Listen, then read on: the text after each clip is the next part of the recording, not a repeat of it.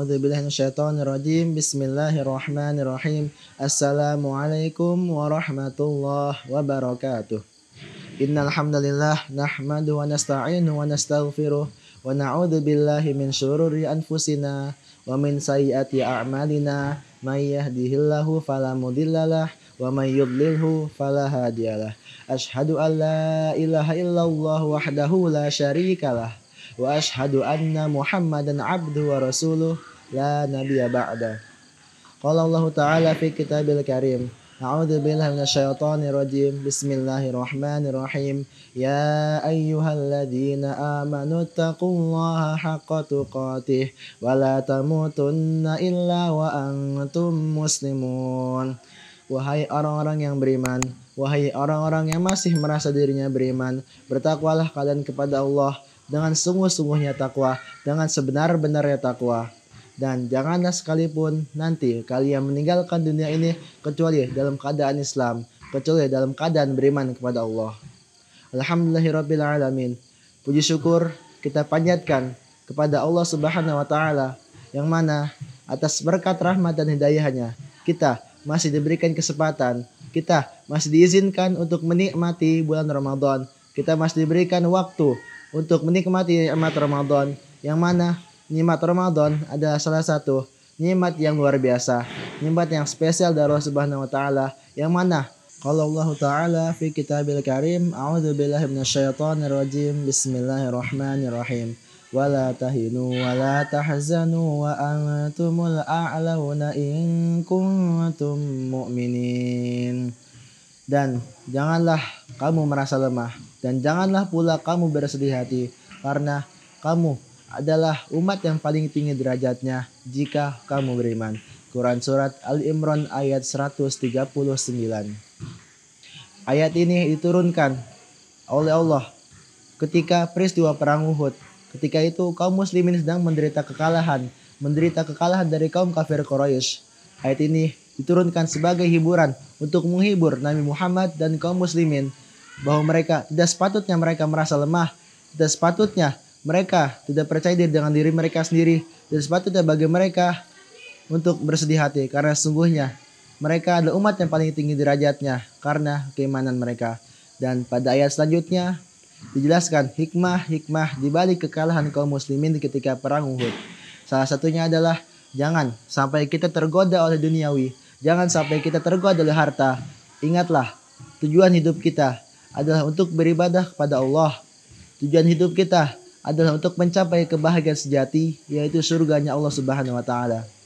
Dan kemudian hikmah lain yang kita bisa dapatkan adalah bahwa kemenangan dan kekalahan dipergilirkan oleh Allah kepada hamba-hambanya.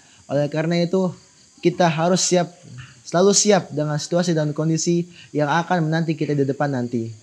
Selanjutnya, kekalahan pada perang Uhud adalah cara Allah untuk membedakan pada pasukan kaum muslimin golongan orang-orang yang benar-benar beriman dengan hati mereka, dan golongan orang-orang yang hanya berkata amanna billah, namun hati mereka ragu dengan keimanan mereka.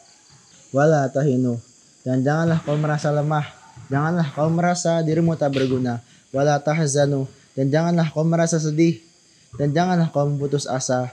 Wa antumul a'laun, karena kamu adalah orang-orang yang mulia, orang-orang yang paling tinggi derajatnya. In kuntum mu'minin, jika kamu beriman kepada Allah Subhanahu wa taala.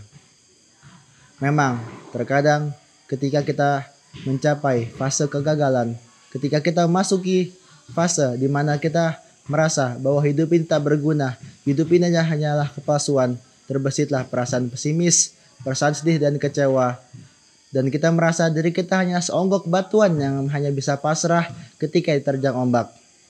Namun pertanyaan selanjutnya adalah, maukah kita bangkit?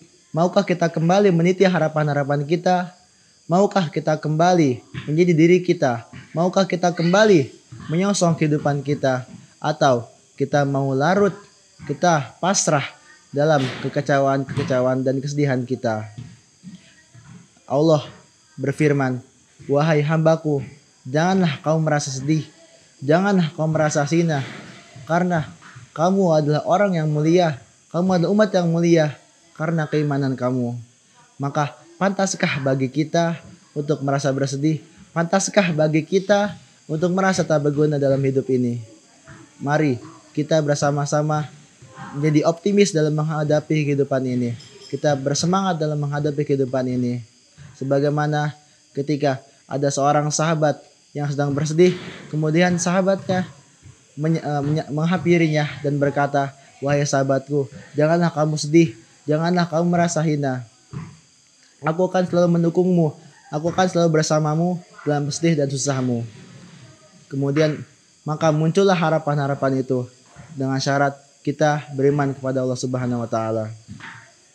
Di lain ayat Allah menjelaskan bahwa setiap manusia sudah diberikan potensinya, sudah diberikan kelebihannya masing-masing. A'udzubillahi minasyaitonirrajim. Bismillahirrahmanirrahim. Qul kullu ya'malu 'ala syakilati farabbukum a'lamu biman huwa ahda sabila. Katakanlah wahai Muhammad bahwa setiap orang berbuat sesuai dengan pembawaannya masing-masing, maka Tuhanmu lah yang maha mengetahui siapa yang paling baik akhirnya. Quran Surat Al-Isra ayat 84. Oleh karena itu, mari kita mencari, mari kita menggali potensi-potensi di dalam diri kita. Karena Allah telah memberikan kita kelebihannya masing-masing, telah memberikan kita potensi dan bakat yang harus kita gunakan sebagai wasilah untuk mencapai kehidupan yang lebih bahagia, sebagai wasilah untuk menuju surganya Allah. Bekerja keraslah, berjuang keraslah, dan jangan lupa bertawakal kepada Allah. Fa idza azamta fatawakkal 'ala Allah. Jika kamu telah bertekad, maka bertawakallah kepada Allah. Wabillahi taufiq wal hidayah. Wassalamualaikum warahmatullahi wabarakatuh.